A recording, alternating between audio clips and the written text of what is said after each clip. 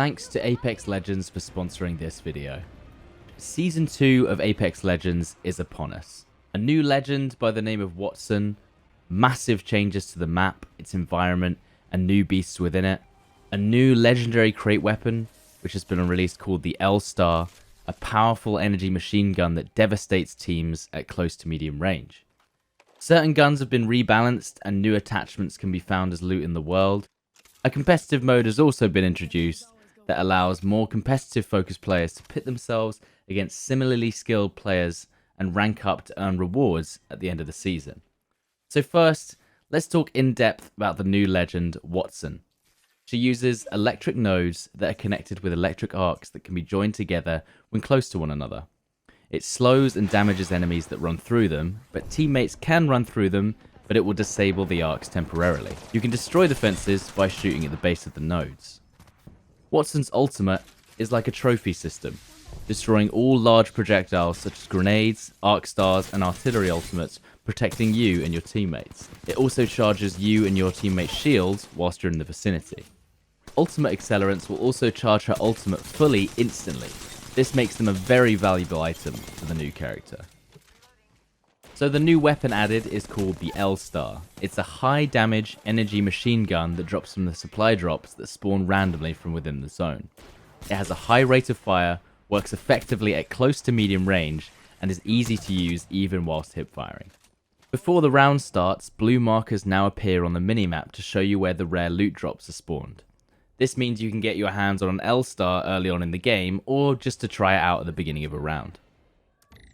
As for the map of King's Canyon, a large explosion has toppled the tower at Repulsor. This has disrupted the wildlife surrounding the island, and now the large beasts have headed toward the center and are changing the map as we know it. The landscape has changed, additional buildings and loot spots have been added, alongside the massive leviathans blocking paths with their legs and creating dynamic spots where they'll lift their legs and stamp down on top of you if you aren't careful. The smaller dragon-like creatures can be seen perched or flying around carrying players' loot boxes, and can be shot at to make them drop the loot for you to enjoy. New attachments have been added, such as the hammer point hop-up for the P2020 pistol and Mozambique shotgun, which deal more damage to unshielded opponents. Disruptor rounds for the alternator and RE45 deal more damage to shielded enemies. The alternator has become a bit of a beast since the last update. Extended magazines for energy weapons have been added at the cost of a lower base ammo count on pickup. This increases the viability of weapons such as the Havoc, which previously couldn't compete with light ammo weapons with bigger magazines.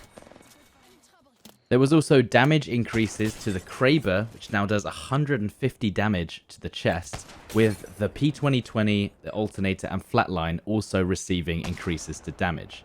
However, the alternator was recently rebalanced again after it was deemed too powerful, especially with that new shield melting hop-up.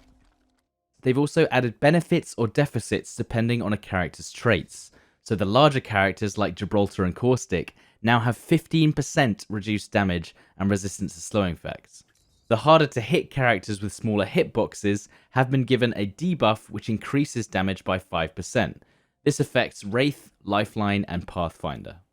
A ranked mode has also been added to the game, with a matchmaking system and rankings so that competitive players can compete against players of similar skill and earn rewards depending on your rank at the end of the season. With the new season, the Battle Pass is also different, with challenge achievements needed to be completed in order to advance up the levels for additional experience. Alongside this, there will be many new character and weapon skins to unlock as well. As for my personal experience, it seems like performance and optimization has also been improved since the last time I played. My personal performance was very consistent over the matches I played, and it barely dropped below 144 FPS. It seems like they've made some really positive changes to the gameplay, and I hope to see more in the future as well. If you learned anything new from this video, leave a like on it, and if you didn't, please let me know in the comments what I missed out that you think is important. Thank you guys so much for watching, and I will catch you in the next one.